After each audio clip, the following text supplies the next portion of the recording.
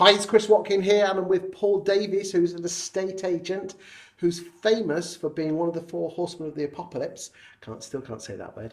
I want to talk to you about fees in estate agency, something that you're very passionate about. Why do estate agents drop their pants on their fees? Talk to me.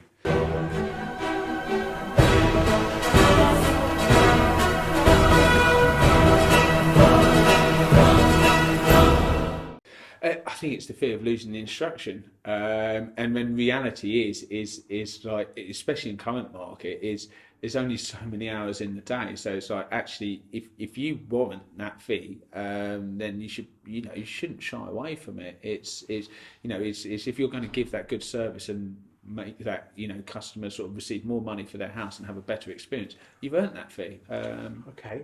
I mean, you over the last 6 to 9 months have increased your fee from what to what, and how have you done it?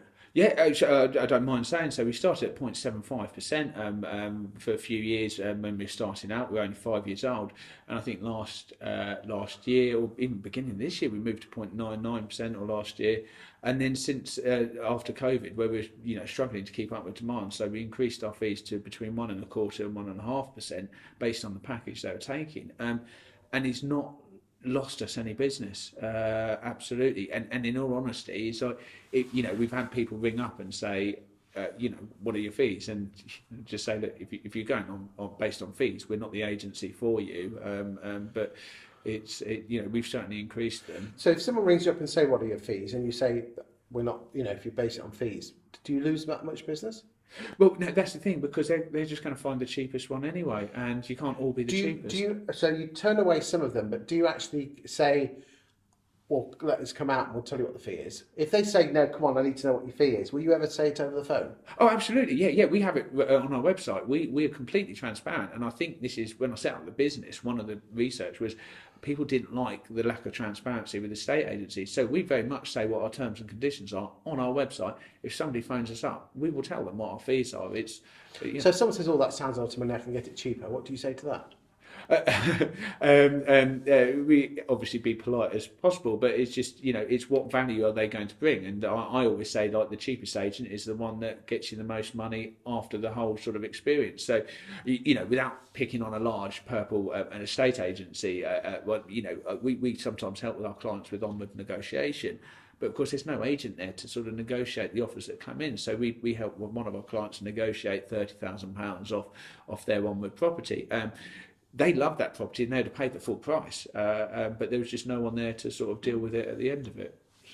So why, if agents are more focused on the listing and fees have dropped, I mean, the home moving survey by the Property Academy said that average fees in 2004 were 1.6, and at the moment they stand at 1. Yeah. Why do you think fees have dropped?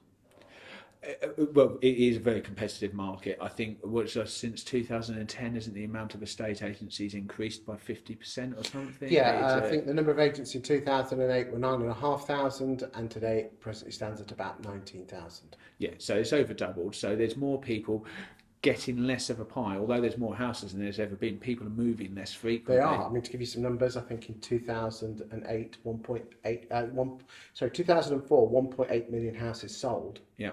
Whilst today it's around 1.1. Yeah, and that's it. So that's like, So it's less house moves and more estate agents. Exactly, and that's the thing. Competition leads to lower prices, and that's where I think, as independent agents, you need to set yourself apart from the competition if you want to sort of warrant those fees. And if you're not doing enough to warrant the increase in fees, then then you might as well sort of join the race. Do you think it's a lack of training, a lack of belief, or something else? I think part of it is a lack of belief. I think sometimes you go in thinking, oh, if I don't do this, or the other agent's been in, and a lot of the times I will sort of, the other agents have sort of offered 1%. I'm like, well, this is what we charge, and it's sort of, but the reason why we're worth this is because we are going to get you X and Y and Z, or using these statistics, this is why we're getting better prices for our properties. And that works? Yeah, absolutely, because we detail exactly what's going to be included in that fee, whether it's virtual reality tours, professional photography as standard, or social media marketing campaigns,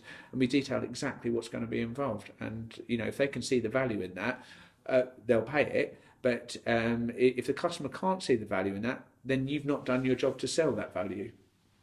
Thank you for your time today. If any agents wants to pick the phone up, as long as they're not in Horsham, are you okay for them to pick the phone up? You're contactable via LinkedIn. Absolutely, please do. Lovely. Thank you for your time today. You're welcome.